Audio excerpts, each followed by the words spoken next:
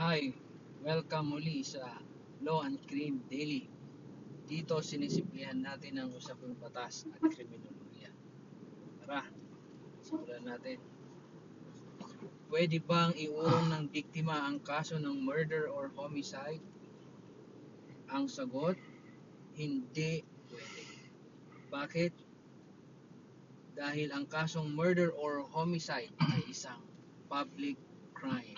Ibig sabihin, ang nagrereklamo ay ang Estado o ang people of the Philippines, hindi ang pamilya ng biktima. Sa mga public crimes tulad ng murder, homicide, parricide o kaya rape, ang layunin ng batas ay protektahan ang lipunan, hindi lamang ng biktima.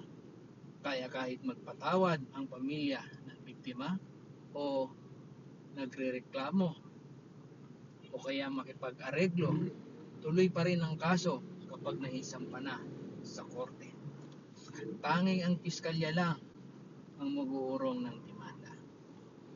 May natutunan ka na naman ba ngayong araw? I-like, share, at i-comment ang inyong tanong. Bye!